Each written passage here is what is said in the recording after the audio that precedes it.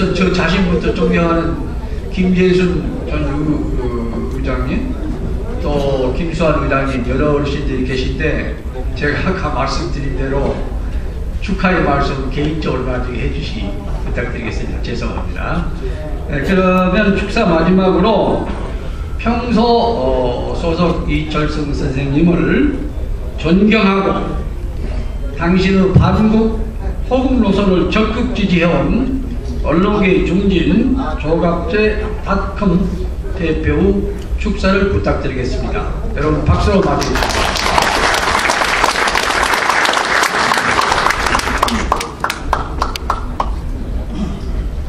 저는 소석 선생님을 가까이 뵌 게 얼마 오래지 않습니다. 1993년에 제가 월간조선 편집장을 할 때 인터뷰를 한 적이 있습니다.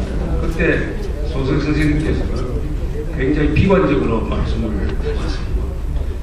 역사 부정이라든지 좌경화에 대해서 말씀하시면서 이대로 가다가는 우리가 지리산에 들어가야 될지도 모르겠다라고 말씀하셨습니다. 즉 지리산에 들어가서 빨치산 운동을 우위대해야 될지도 모르겠다, 그렇게 말씀하시다가 예상했던 대로 좌파 정권이 들어선 다음에 우리 소석 선생님은 지리산에 들어가시지 않고 서울시내 한복판에서 우익 빨치산 운동을 하셨습니다. 아스팔트 우파를 지도하시면서 많은 활동을 하셨는데 나중에 노무현 대통령 말기에 가니까 저한테 이런 불평을 하시는 걸 기억합니다. 개회사를 많이 시키더니 요새는 만세사창 시키라고 하는 경우가 많다고 하시는 이야기를 들은 적이 있습니다. 그리고 어느 때가 저한테 전화를 주셨습니다. 월간조선에서 2003년입니다. 이 국회 도서관에서 잠자고 있던 이 6.25 피살자 납북자 명부를 발굴한 적이 있었습니다. 그래서 전주 형무소에서 6.25 때 처형당하신 선친의 이름을 좀 확인해 달라고 저한테 전화를 주신 적이 있었습니다. 확인해 보니까 그 이름이 있었습니다. 오늘 출판 기념회이기 때문에 책을 중심으로 말씀 좀 드리려고 합니다. 저는 오늘 이 이야기를 좀 준비를 하기 위해서 그 두꺼운 책을 군데군데 읽으려고 했는데 처음부터 끝까지 다 읽게 되었습니다. 그만큼 재미가 있었습니다. 소석 선생님은 이 글을 오랫동안 준비하셨습니다. 그리고 아주 정확하게 쓰시고 항상 만나면은 내가 세상에 태어난 흔적을 남겨야 되겠다 하는 말씀을 하셨는데 과연 그 흔적이 남아있는 정말 재미있는 책이면서 역사적 자료라고 생각을 합니다. 여러분들이 좋은 회고록을 남기셨지만 이렇게 정확하고 일관성 있게 쓰여진 회고록은 그렇게 많지 않을 것이라고 생각합니다. 이것을 읽으면서 느낀 것은 역시 소석 선생님은 행운아 중에 행운아라는 생각이 들었습니다. 우리 민족사 2000년의 가장 위대한 세대는 1920년대생이라고 생각합니다. 20년대생이 겪었던 그 고통, 그리고 배고픔을 아는 세대이면서 풍요를 누리지 못한 세대가 대부분인데 소석 선생님은 오래 사셔가지고 배고픔도 누리고 또 풍요도 누리는 행운을 누리고 계십니다. 어떻게 보면은 이 길풍노도를 살아남은 사람, 생존자라기보다는 생존자가 아닌가 하는 생각이 들었습니다. 이철성 선생님은 어떻게 역사가 평가를 할 건지 모르겠습니다만 저는 방공자유투사라고 생각을 합니다. 방공투사가 많습니다. 또 자유투사가 많습니다. 그러나 방공과 자유를 같이 묶은 방공자유투사는 그렇게 많지 않습니다. 이철성 선생님은 방공을 하되 그 방공은 법치와 자유를 부수지 않는 식의 방공이에요. 또 자유주의를 하되 그것은 반드시 방공을 전제로 한 책임 있는 자유라야 한다 라고 말씀하시면서 일관된 생활을 거기에 맞춰서 하셨습니다. 우리 조석 선생님은 그 육두문자를 아주 잘 쓰십니다. 하도 이것을 정감 있게 하니까 욕설로 들리지도 않습니다. 그래서 월간조선 기자를 시켜서 한번 이철성의 육두문자라는 그런 기사를 쓰게 한 적도 있습니다. 이 책에도 많이 나옵니다. 그러나 이 책에서 제가 인용을 하고 싶은 문장은 하나가 있습니다. 이렇게 말씀하셨어요. 방죽, 뚝입니다. 뚝. 방죽이 안 보라면은 물은 자유이다. 방죽을 쌓고 무너지지 않게 지켜야 물이 보일 것이다. 이 물을 이시, 김씨, 장씨가 나눠서 농사도 짓고 공장도 돌리면 되지 않는가. 뚝이 안 보고 물이 자유다. 그 자유를 가지고 농사 짓고 공장 돌리면 나라가 부자가 된다. 이런 똑같은 이야기를 한 사람이 있었어요. 그것은 1904년 이승만 대통령이 옥중에서 쓴 독립정신이라는 책에 바로 이런 구절이 나옵니다. 자유를 주면은 나라가 활기를 갖고 활기가 있으면은 돈을 많이 벌어가지고 부국 강대를 할 수가 있다. 자유가 정치적 자유만이 아니라 자유를 누리면은 경제도 발전하고 안보도 발전하고 민주주의도 만들 수 있다. 이 자유의 무한한 생산성에 대해서 우리 이철성 선생님은 똑같은 말씀을 하셨는데 이 말씀을 하신 게 바로 1976년, 77년, 78년 이 유신 체제의 말기에 야당 총재로서 소위 중도 통합이라는 기치를 내걸고 욕을 많이 잡수시면서 그때 주한미군 철수를 막기 위해서 야당 외교라는 우리 정치사상 처음 있는 일을 하실 때의 이야기입니다. 그 중도는 안보를 중심으로 여야가 합치는 중도를 의미하셨습니다. 그러나 요새 정권에서 말하는 중도는 실용이란 말하고 이게 짝짓기가 돼가지고 좌와 우를 가리지 않는 선과 악을 가리지 않는 적과 아군을 가리지 않는 기회적 중도로 이 중도가 잘못 서해진 데 대해서 저는 통탄하는 바입니다. 이 조석 선생님의 생애를 보면서 하나 이해하기가 힘든 부분이 있었습니다.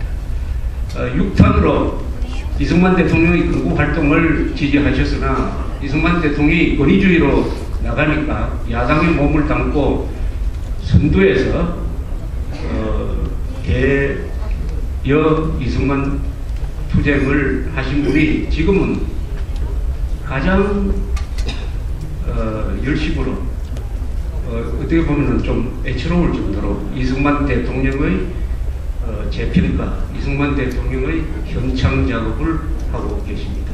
1950년대 보통 정치인들이 군에 대해서 무지하였을 때 이철성 의원만이 천년 강직한 박정희 준장과 만나서 거물없이 이야기할 수 있는 분이었습니다. 그러나 5.16이 되고 나서 그 박정희 김종필 그룹으로부터 가장 큰 피해를 받으신 분이었습니다. 그럼에도 불구하고 이 백오록에서 박정희를 평하면서 현대사의 거인이었다고 호평을 하고 계십니다. 한편으로 같이 동지적 관계에 있었던 양김 씨에 대해서는 아주 비판적인 이야기를 하고 있습니다. 이렇게 보면은 어떻게 보면은 계산이 잘 맞지 않는, 타산이 안 맞는 이런 활동을 하신 것 같아요. 여기서 이 회고록에서 이철성 선생님도 그렇게 자평을 하고 있습니다. 나는 한국 정치의 풍토에 맞지 않고 이 지조와 의리를 지키다가 새 40대 기수 중에 나만 대통령이 못 되었다. 이렇게 말씀하시고 있는데, 그러면은 이런 일관된 행동의 공식은 뭐냐? 여기에 어떤 신념체계가 있었느냐? 하는 것을 이 회원은 설명하지 않습니다만 제 나름대로 한다면 모든 행동의 기준을 대한민국에 두었다. 대한민국의 이익, 국가 이익, 대한민국의 국가 이념을 기준으로 해가지고 자신의 행동을 결정하고 자신의 노선을 결정을 했기 때문에 이런 궤적을 그린 것이다. 그렇다면 우리나라에서 대한민국과 나라는 제목의 책을 쓸 수 있는 자격을 가진 거의 유일한 분이 아닌가 이렇게 생각합니다.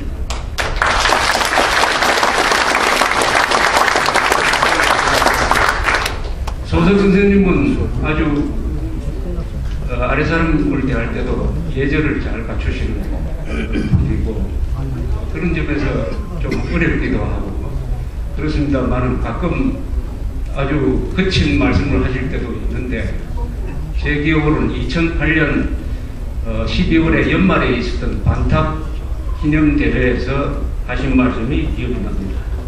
누구를 향해서 이야기를 했느냐 하면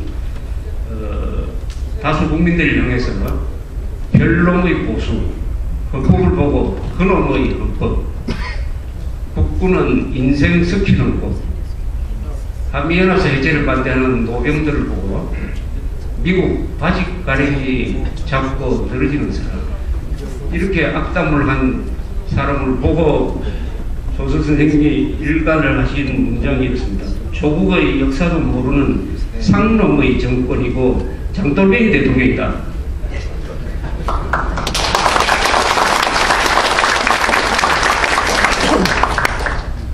얼마나 발을 참지 못하셔서 이런 말씀을 하셨는가 하고 생각하면서 그때 아무도 상놈의 정권이란 말에 시비를 거는 사람이 없었습니다. 상놈의 정권이라고 일갈할 수 있는 유일한 분이 아니었겠느냐 하는 생각이 듭니다. 유태인의 노노처럼 달달 외우는 탈무드라는 책에 보니까 이런 게 있더라고요. 잔인한 자를 동정하는 자는 동정받아야 될 사람한테 잔인하다. 요새 국회에서 북한 인권법을 통과시키지 않는 이 민주당, 민노당 세력 보고 한 이야기가 아닌가 생각합니다. 잔인한 김정일을 동정하다가 보니까 동정받아야 될 북한 사람들한테 잔인한 짓을 하고 있는데 오늘날 이렇게 건강을 유지하시는 비결 중에 하나가 분노 아니냐 생각됩니다.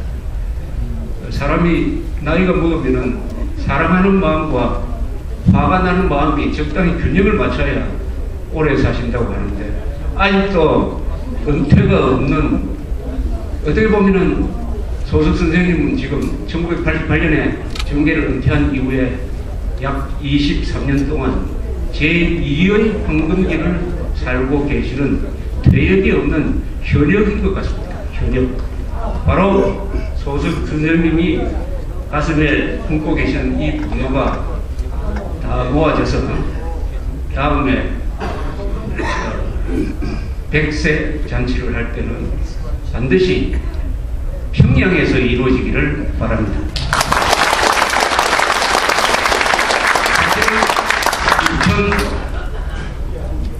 2001년에 80세 축하, 그때도 출판 기념회가 있을 때 제가 감히 축하 말씀을 드리는 말씀을 드릴 때가 있었습니다. 그때도 이렇게 부탁을 했습니다.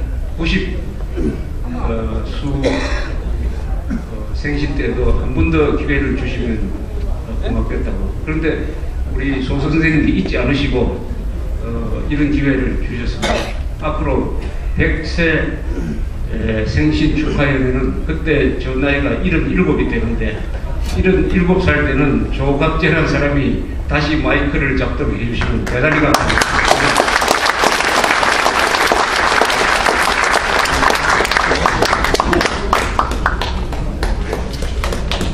조갑재 대표 감사합니다. 박수 한번 더 보내주세요.